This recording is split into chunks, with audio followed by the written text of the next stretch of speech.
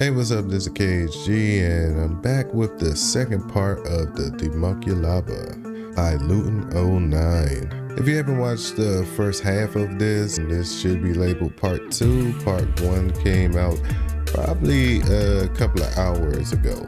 Without further ado, let's get back into the video. Alright. Were used to clothe the newly birthed Marines of the Demonculaba who were born without skin of their own. They would have this stretched flesh leather wrapped and stitched around them before becoming new Iron Warriors, and the unfleshed mutants they'd seen in the same place were the failed newborns from the process of the Demonculaba. Most were reprocessed into material to be refed to the birthing monsters, but those who somehow survived struggled on, banished into the wastelands, where they scavenged like animals to survive, some employed by the Iron Warriors in the skin preparation camps. The renegade Marines cursed their abominable captors, but to no reaction or interest.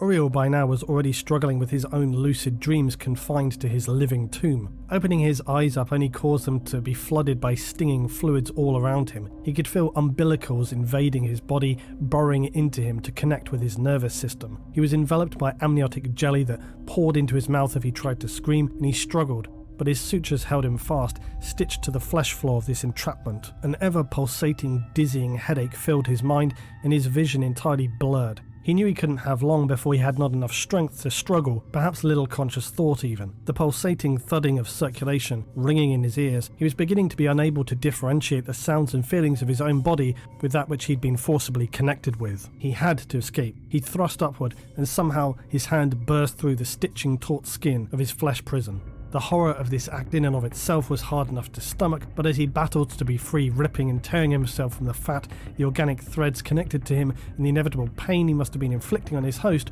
it was enough to make him feel a sense of madness. He pulled himself out, vomiting the jelly-like fluids that had poured into him. He was in a foul state. The air, while rancid and acrid, seemed clean and fresh to him after the claustrophobic, suffocating cell of his living incarceration. Fighting off a mutant guard who came rushing in a panic, unexpecting to see their Astartes bursting out from the Demonculaba, he dodged and disarmed, killing them with ease, but only to then collapse into coughing, weeping, enraged, screaming. The entire ordeal was breaking him, but upon hearing the screams of his fellow renegade Marines, he set off to rush to their aid, for they were still suffering at the hands of their murderous captors. Uriel leapt to join in an assault already begun by his brother Ultramarine and a former Raven Guard. The bizarre morticians of the Dark Mechanicus had already been partially battered into submission. Uriel finished the job despite his blurry, weakened state of mind. While the renegade Raven Guard abandoned them to save his own life, the two Ultramarines sought to free whoever was left alive, including two severely traumatized guardsmen. Their only way out of the hellish world was through the rivers of surgical waste and pulped afterbirth, as well as the aborted Astartes, and so they waded through the tunnels flying with body parts and rotting material. They rushed in the vain hope of escape to the outside, but more bizarre mechanical morticians were after them. As the tunnel continued to descend, they soon lost their footing and were being flushed down through the fetid, stinging stream of liquid. They were swept over a colossal waterfall of disposed organics, dead-eyed half-bodies, pulped flesh, and despite fighting to escape it, Uriel was carried over the edge. Somehow they had weathered the ordeal of jagged rocks and a torrent of body parts dragging them down, but the Imperial Guard sergeant had been severely wounded and was now cradled by his colonel. Both of them by now held the respect of the Astartes, but it For those who are confused about the hell that he is speaking of because you do not know about the Demonculaba or what the Demonculaba do, let me just say this: they cannot reproduce soldiers, so they use any biological means to make new soldiers.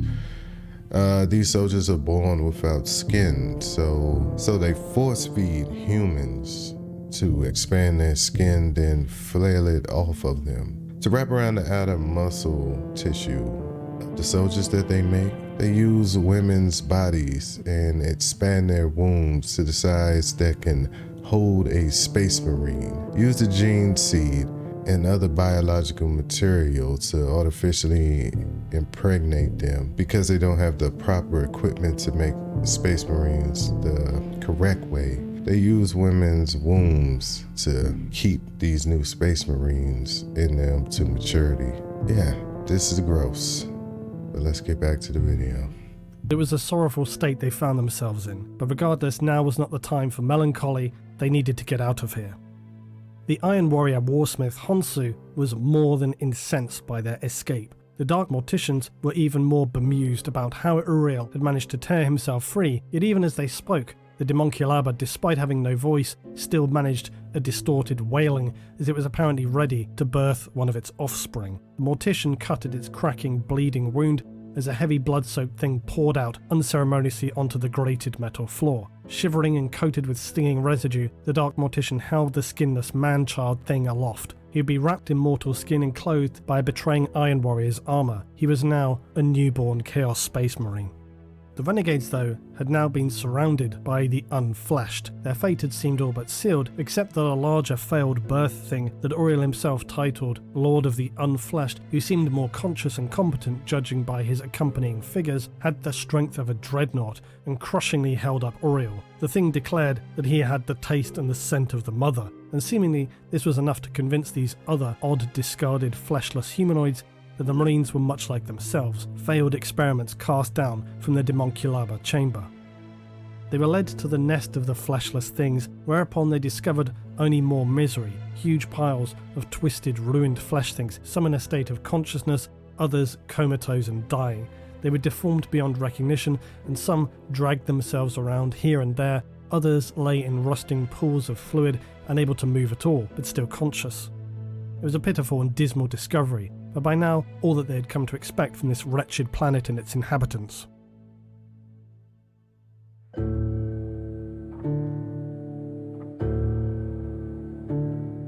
Yet it soon unfolded that they had not yet been judged to be included with the group of fleshless things. They simply had brought them here to decide whether or not to kill them. While the horrors decided the fate of the Marines, their own willpower and ideologies had been, after all they'd seen and survived through, stretched to breaking point.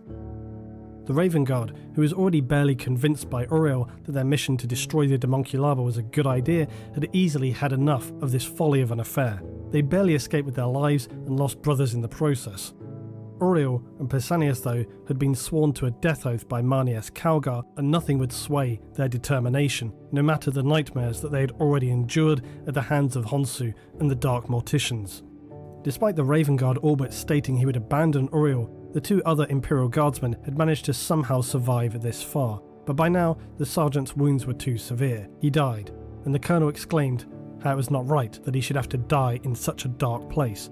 But Uriel reminded him that it was the manner in which he lived that was the true mark of a warrior, and that his courage would surely ensure his place at the Emperor's side. The colonel nodded and agreed. Not only this, but he pledged himself to Uriel's mission to return to the fortress and destroy the Demonculaba. Uriel was overcome with admiration. This lone human soldier, his belief and courage so strong that he would pledge himself to this former captain without hesitation. What exceptional individuals the Imperium of Man had forged from the Emperor's hand. This gloriously invigorating moment of pride was interrupted by the slow clapping of the Raven Guard Astartes, declaring them all fools and that they would surely meet their futile deaths in this ongoing pointless quest. Uriel snapped at the Raven Guard. "Silence! You are not a space marine anymore. You are not even a man. You are a coward and a traitor." But just as they were about to come to blows, the Lord of the Unfleshed returned, and they were to learn of their fate, which was to be determined, strangely, by the Emperor. They were led through to a chamber, whereupon they discovered the most bizarre of sights. In this long-since abandoned factory, they found a statue that resembled the Emperor of Man. 20 meters tall, filthy, rusted and adorned with beaten metal panels, chains and wings of stained metal protruding from its back. Uriel considered that despite its pitiful absurdity, it was somehow impressive that such mindless humanoid horrors had constructed this idol out of whatever materials they had lain around the ruined manufactorum. Despite the other Marines' obvious revulsion at such a sight, Uriel considered it was strange and sad, yet a part of him felt true pity for these mutant fleshless figures, who were, after all, the product of gene seed not unlike their own. These creatures had obviously failed in their conversion to Chaos Marines, but even deeper than that, they had somehow retained a core strength in them. They had retained somehow a belief and a worship of the Emperor. It was as disturbing as it was touching. Had this been a part of their genetic material, or was it more tragic, that all that remained from the children entombed in the flesh hells of the Demonculaba, all that allowed them to survive, was the unending strength that came from their belief in the Emperor of Mankind? They remembered his love and his protection. It was a tragedy beyond words. Despite all they had endured, they still saw fit to construct this idol of the Emperor so that he might watch over them and protect them from the minions of Chaos on Medrengard. The Lord of the Unfleshed had decided, and they were ready to throw Uriel into their great dark pit, along with his renegade band. But as he was tossed against the statue of the Emperor, somehow it was activated into a beacon of light. Whatever it was that was held within this ancient machinery stunned the Unfleshed, and soon they agreed that Uriel had the love of the Emperor. They had no wish to know what they were, they had the minds of children. They hated themselves and their form, but they loved the Emperor. They simply knew not what they should do. They were frustrated and agonized by what they were and by the Iron Men who they hated more than anything. Uriel had them on his side now. No more should be born from the Flesh Mother, the Unfleshed would say. We did nothing. We do not deserve this. Uriel knew where they all needed to go. The Iron Warriors meanwhile continued their bizarre war amongst themselves, fighting over the scraps of the gene seed stolen from Hydra Caudatus, but by now Uriel with his band of renegades and flesh things were making their way back into the mountain fortress. The renegade Raven Guard made a last attempt to sway Uriel from his Death Oath quest, but Uriel by now had abandoned all hope for this pitiful excuse for an Astartes. Meanwhile, the Iron Warriors were blasting a cataclysmic breach into the fortress. Uriel and his entourage felt the shockwave from this immense explosion. Stunned by its power, the Unfleshed declared the Emperor was clearly angry at Iron Men, for he strikes at them from heaven, to which Uriel agreed. But the Raven Guard and other renegade marines had abandoned them by now, much to his bitter frustration. Only Brother Pausanias and the Colonel now stood with him in his death oath to destroy the Demonculaba. He suddenly caught sight of the renegades as they departed, and while he knew they may have been right that their fate was inevitable death, he had been assigned this death oath by the chapter master himself, and he knew that true warriors of the Imperium knew no fear of death, only fear that they may die with unfinished objectives to complete. No matter the truth of the renegade marine's words, he knew their choice was the right one. With the aid of the Unfleshed, they made good time, and advanced to enter the fortress of Kalangol once again. Uriel, however, after a time saw two of the warring titans between the Iron Warriors fall, and the battle appeared to fade. What had happened? Honsu, as it happened, had succeeded in crushing the assaulting Iron Warriors and killing their commander. He hoped to bring them to his own force, tempting these Iron Warriors that they might share in his spoils and the strength through the gene seed and Demonculaba. Their only way in now to the fortress was through deception. Uriel realised that the huge battle that had taken place gave them the perfect opportunity, and he managed somehow to get the Unfleshed to understand this. The juggernaut bulldozers that he'd seen pushing vast mountains of dead flesh into the processing plant of the Dark Morticians below the fortress gave him the ideal opportunity. Lying down with the dead, they would be pushed exactly to where they needed to be, while their enemies would be none the wiser. It took them over an hour to be pushed amid the mountains of bodies into the depths of the Savage Morticians and Iron Warriors' Demonculaba chamber. Uriel and his two companions came up with a simple plan to wreck the machinery and kill as many Demonculaba as possible before they themselves were killed. A simple plan, but with few other options considering there were only 3 of them. However, before they were able to even move out, the Unfleshed came into a roaring state of an enraged awakening. Ripping and biting mutant servants of the Morticians in two, they had begun their murderous rampage of vengeance. Uriel and Kai realised any advantage from stealth had been lost. They needed to get on with this if they were going to do it and succeed. As they prepared to destroy the pulping machine with a bandolier of grenades, they came across the mutilated form of one of the Iron Warriors formerly serving Honsu. This Chaos Marine was known as Obax, yet here he was, strung up. Most of his flesh stripped away from his body, his limbs had been amputated. The Savage Morticians had stripped him bare. The warsmith Honsu had condemned him to their whims after he saw through the charade of Obax, who had been operating as an agent of one of Honsu's enemy Iron Warriors outside the fortress. Obax begged for the Marines and the Imperial Guard Colonel to kill him, but Uriel had no interest. Obax continued to beg in his despair, so brutally ruined was he, plugged in by various tubes which were fed chemicals to keep him alive. "Please," he begged, "kill me. They feed me to the machine and make me watch." The Imperial Guard Colonel Leonid went to put this wretch out of his misery, but then stopped. Why should you get off so easy after you tortured so many of my soldiers to death? I think I like the idea of you suffering like this." Obax exclaimed that he could help them defeat Honsu, and after Uriel agreed to kill him and end his misery, Obax laid out what they must do.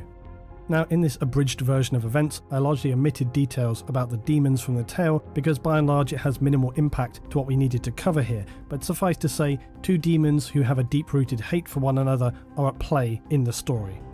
Obax reveals to the Ultramarine Uriel that the demon they sought to destroy here would enable the Iron Warriors who wished the destruction of Honsu and the securement of the fortress, that by releasing the demon of blood and skulls trapped below the ground here in the chamber of the Demonculaba would enable the forces of Lord Turamino, the sworn enemy of Honsu, outside to lash the Bastion fortress with their powerful psychic warriors and raise this place. Uriel and Brother Pausanias set off to accomplish their task, and their spirits were lifted that they might do far more damage than kill a few of the pitifully wretched Demonculaba, but instead succeed in destroying the entire fortress and this cruel master. Leonid was left with the task of putting Obax out of his misery.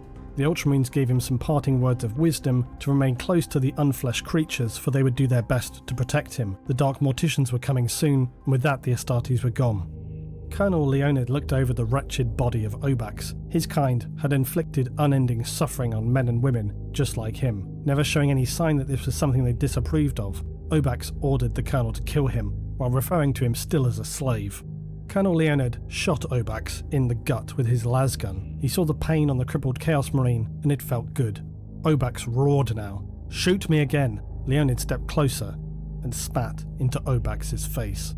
"No," he said calmly. "An oath was given," screamed the Iron Warrior. "Uriel Ventress swore he would see me dead." "Uriel gave his word, but I didn't," snarled Leonid. "I want you to live in agony, then die in pain when this place is brought down." The Iron Warrior Obax wept and cursed him, but Leonid ignored his pleadings as he removed the grenade attached to the crushing machine that was nearest the Iron Warrior and slipped it into his uniform's breast pocket. "Don't want you dying by accident now, do we?" he said. Without another word, Leonid turned and walked away. As Uriel and Pausanias attempted to free the demon of Khorne, they were once again forced to endure the sights of the Demonculaba. There's not enough suffering in the galaxy to make the Iron Warriors pay for what they have done here. "No," agreed Uriel, "but we will make them suffer anyway." Both of them were still choked with emotion by the abject horrors of this place, something no one should have to endure, see, or ever imagine could even exist. Meanwhile, the Colonel and the Unfleshed fought bravely on, but the Dark Morticians and waves of enslaved mutants bore down on them, and Leonid knew the glorious feeling of firing his lasgun in battle once again. He even saved the Lord of the Unfleshed by sniping off the head of one of the Dark Machine creatures, but he knew their fate and that it would be coming soon. Yet by now, Uriel had unleashed the ancient demon. They were finally able to remove its wards and chains, and as it reared up and lightning lashed around it, they wondered if they had done the right thing. The demon, known as the Heart of Blood, was now on a rampage of vengeance that defies description. Its rage beyond rage, eyes white fires of madness, the lake of blood it had been held captive in, boiled around the great demon. Honsu rushed to descend down to the chamber in a hopeless attempt to re-secure the demon, but before they could even reach a safe exit from the caged elevator, the psychic barrier surrounding the fortress was broken. They crashed out of the elevator with Rockcrete tumbling down, instantly crushing half of Honsu's Iron Warriors who accompanied him. Meanwhile, Colonel Leonid, Uriel and Pausanias had observed the bizarrity of the demon summoning what appeared to be an Iron Warrior from a warp portal, which bestowed onto him armour which attached itself to the great demon. The individual wearing the armour was not a Chaos Marine at all, but even more strangely, a guardswoman. And at that, a guardswoman of the same regiment as the Colonel. He was determined, against whatever would happen to him, to rescue her, and he somehow managed to drag her back to safety with the Ultramarines. Her rusted dog tags named her as Lieutenant Lorana Utorian. The joy of finding someone of his own homeworld here and now seemed like a miracle on behalf of the Emperor himself. "Maybe the God Emperor didn't want me to die alone without someone from the homeworld," he exclaimed, to which Uriel nodded. "Perhaps you're right, my friend. If a man has to die, it should be among friends." Meanwhile, outside the city, Turamino and his Iron Warriors were tearing ferociously into the battlements, laying siege to it with ordnance, sorcerers and columns of soldiers, including an entire grand company of Iron Warriors, led by the Lord himself. thousands of warriors who sought to completely annihilate Honsu and his forces from this place. The sheer power of the artillery hitting Kalangol was felt deep here in the chamber, yet something more came. The demon that had brought them to this place and that Uriel had tried to betray would emerge. The great demon of Khorne was expecting its eternal nemesis, and soon they would be fighting a furious battle that, if the assault above ground had not already ensured the destruction of Kalangol, then the combined battles above and below ground, one being of material, another of immaterial, it was a certainty that the time of this place and its horrors was now severely limited. Uriel knew they had to get out of here if they had any hope of ever surviving. They looked to Leonid, telling him that it was time to go. But Leonid refused. He knew he had no time remaining. The cancerous diseases the Dark Mechanicus had infected him with since he came here had taken all that was left of him by this point, and Laurana was already fading away. Uriel was once again torn by knowing this was inevitable, but tortured at having to leave another loyal servant of the Emperor behind. Uriel looked upon this brave warrior of the Imperium, saying, "Die well, Leonid. If we survive, I will light a candle for your soul to find its way home." Leonid said nothing. He was cradling Luetin09's wasted frame. As the Ultramarine renegades ran from the chamber, behind them Colonel Leonid and Lieutenant Utorian of the 383rd Duran Dragoons held each other and waited for death. Yet even as they sat together slumped, tears running down his cheeks, as he looked upon the exhausted Utorian, he thought how fitting it was that they would die together, the last warriors of the 383rd. He recalled to his mind the last time they had all fought together, at the fall of the Citadel on Hydra Caudatus. Despite its fall, the guard had been magnificent. The battling demons caught his eye, and even as they battered each other with ever-increasing ferocity, the demon, known to Uriel, had caught sight of the escaping Ultramarines. "No," it cried out, "you do not escape my vengeance so easily."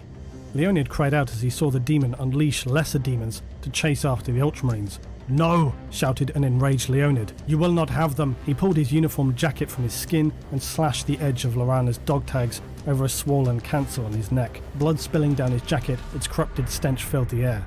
"Over here, demon spawn!" he yelled. "This is what you want!" As soon as they had caught the scent, their gaze fixated on the guardsmen. They swiftly turned and shot towards them. They desired such sickening delicacies. He drew something from his pocket while Laurana continued whispering in her madness, "All dead, all dead, all dead, all dead." As the demonic mists enveloped them, Leonid agreed, "Yes, we are."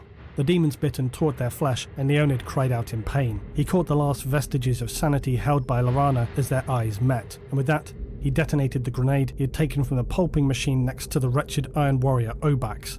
The blast consumed them, vaporizing themselves and the demons instantly in the white-hot heat of the melter grenade's blast. Uriel and Pausanias had unfortunately run into Honsu and his retinue as they attempted to escape this pit of horror. Honsu was more than satisfied to kill them both on the spot.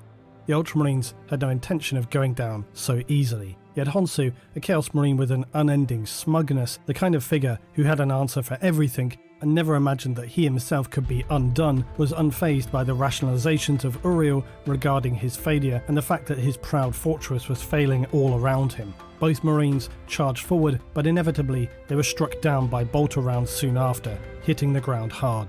Pausanias was hit too, but many deflected. He was able to drag down one of the Iron Warriors, breaking his neck with an audibly loud cracking.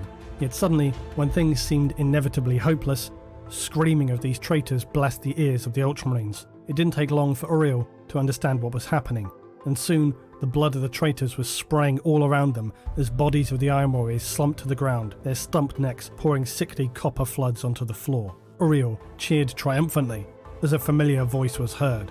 "Iron Men, die!" It was the Lord of the Unfleshed and the other surviving creatures who descended on Honsu and his Iron Warriors like they themselves were a possessed force of fury and absolute vengeance. Honsu had forged these sad half-Astartes from their abhorrent flesh wombs, and now he would feel the wrath of the innocents. Honsu's right hand, the possessed Iron Warrior Onyx, who had originally captured Uriel and his companions, still moved with unnatural speed, dodging and escaping the bludgeoning swings of the Unfleshed. Pausanias was near death, and as Uriel lined up a shot on Honsu as he lay on the ground, smoke and falling rubble obscured his view. He had to make this count, but as he fired, crashing rubble exploded near to him. He lost sight of Honsu, but he was sure that just before, He had seen the fiend of Kalangol's armoured helmet explode in a starburst shower of ceramite and crimson. The mighty battle between the demons wore on, both raging and roaring, storms of blood whipping like a hurricane around the chamber, lashing anything it touched so severely that the Ultramarines, Iron Warriors and Unfleshed all sought cover from its raging tempest of unnatural bloodstorm. Finally, the Heart of Blood, the great demon of Khorne, would beat its nemesis into complete submission, decapitating it with a mighty swing from its demonic axe. Roaring so loudly it tore into the warp itself. It consumed the powers from its ancient foe and lay gorging on its essence. Uriel surveyed the chamber, and much to his satisfaction, the demons had nearly destroyed everything that once stood here, and that included the vast surgery chambers, the Demonculaba cages, the Demonculaba themselves. All had been obliterated. All that remained of them were crushed piles of flesh. There was nothing to rejoice over, but their death oath had been fulfilled against all odds. They had completed the orders of their chapter master Marneus Calgar. By now some of the Iron Warriors of Honsu were staggering to their feet. The Unfleshed Lord turned to Uriel, pointing at them. "Meat," it exclaimed. Uriel nodded in agreement. Meat. The finest Iron Warriors of Honsu in their bedraggled state couldn't survive the furious savagery of the Unfleshed, who sought to continue to make the Emperor happy as they ripped these traitors to pieces and crushed their heads with mighty fists. The ground soon littered with Iron Warrior dead, armour smashed open, limbs ripped from their sockets, and then of course the Unfleshed began feasting on the still living bodies of their creators that they hated with every fibre of their being. Only the possessed one, Onyx, remained, and despite his speed and lacerating blows, the Unfleshed ignored this until he was surrounded, pinned down, kicking and screaming while they tore him apart. Uriel and Brother Pausanias looked to each other. "Our honour is restored," said Uriel. "I don't think we ever lost it," came Pausanias. "If only we could tell them on Macragge, but I don't suppose they'll ever hear what happened." "No," said Pausanias, "I don't suppose they will. But we know, and that is enough." Despite being trapped on a hellish demon world within the Eye of Terror, the simple scale of their achievement and its virtues were all they needed right now. Their oath was fulfilled, the nightmare was over. They noted that the portal of the demon nemesis of the Heart of Blood was still open. The Unfleshed Lord suggested they use it. To stay here was to invite inevitable death. They concluded the same and all decided they were best off out of this chamber and set about making for the portal with haste. Honsu came around. He thought he'd been killed, but evidently not. His helmet had taken severe damage and his face filled with clotted blood, but he lived. He had greatly underestimated the Unfleshed abominations, never imagining them to hold so much power and determination, and also the Ultramarines and their renegades, which on reflection would have been better off to be killed during their first meeting and be done with it. A few of his warriors lived, but some of the mightiest, including the previously possessed Onyx, were shattered and worthless. Honsu marched up to the gigantic demon, kicking it awake. "Hey!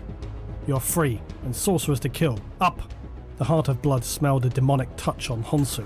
It sensed he had once been blessed by his kind. Honsu declared to it that above ground, powerful sorcerers sought to destroy this fortress. Being a demon of Khorne, the opportunity to crush those using foul sorcery could not be overlooked. Honsu stated again, "Out there is a warlord who commands the host attacking my fortress. He has many magickas. I will kill him and rend his soul for eternity." The giant lumbering monstrosity raged as it smashed through the tears in the mountain, disappearing to unleash its rage upon the psykers of Toromino. Honsu laughed to himself as it disappeared out of sight. The Raven Guard Marine, who had left Uriel, Brother Pausanias and Colonel Leonid to die, sat in his empty bunker, reflecting on the events that had come to pass. He cursed the lie of honour, the lie that cast him from his chapter and the lie that saw him near death on this miserable planet. He hated the Ultramarines captain that had slaughtered near all of his fellow Marines. Honour, what use was it when all it rewarded you with was suffering? He and the bare few other Marines who had left Uriel to his fate had sat atop the mountain watching the annihilation take place below them. First they had witnessed Toromino's army of the Iron Warriors lay siege to Kalangol, only to then bear witness to something they never imagined. 4 days of endless raging slaughter as the demon the Heart of Blood had come rampaging out from the mountain. Nothing could stand against it as it killed and killed and killed. Anything that challenged it died, its axe its sheer size crushing, rending and splitting its enemies. Toromino's army was entirely broken. Honsu of the Iron Warriors was the ruler of Kalan Gol once again. But what would he and his renegades do now? This was soon answered when a former Space Wolf Marine, one of his few remaining brothers, had them step outside. An Iron Warriors Land Raider had stopped off on the horizon. Such a powerful support vehicle could have destroyed them easily, but instead the Chaos Marines disembarked and began marching toward the Renegade's bunker. As they revealed themselves, it turned out that Honsu himself was visiting them. But to what end? Honsu spoke with them. "You carry great bitterness within you, warrior, but you're a fighter, a survivor." The Raven Guard replied, And I need men like you now. Most of my own grand company are dead. I offered Uriel the chance to join me, but he spat it back at me. I now offer you the same chance, but I do not think you'll do the same. You want us to fight for you? The Raven Guard replied. Yes, said Honsu. For what purpose? For conquest, for war and blood, and to take revenge on our enemies. My champion is dead, said Honsu. I need someone like you to train his newborn replacement in the art of death. The Iron Warrior beside Honsu removed his helmet, and the Raven Guard Marine gasped in shock as he saw the face that was revealed. It had new skin that was ashen and ill-fitting, raw sutured wounds ringing his neck and jawline, but there was no mistaking his features or the storm cloud grey of his eyes. And welfare of others, he will die unthanked and unremembered. If he exercises his genius, bringing misery and death to billions, his name will echo through the millennia for hundreds of lifetimes. Infamy is always preferred to ignominy. All right, y'all, that was an interesting story that I 100% sure that he got from a book. This wasn't just a breakdown of the Demonculaba. I don't really have much to say about what I've heard, except yes, that is the worst fate in 40K. To go to this planet and be subject to this, what they were doing to people, you know, just keeping them alive while doing all sorts of experiments, ripping their flesh off, and oh my goodness, fate worse than hell, I would believe. Anyway, if you're not familiar with Luetin09, go and visit his channel for more Warhammer stuff. You could have been anywhere watching anything, but you were here with me, so I thank you. Till next time, I'm KHG, and thanks for watching with me. Peace. We should have brought nukes, brother. Yes, I would suggest next time we visit, we bring two. You need help.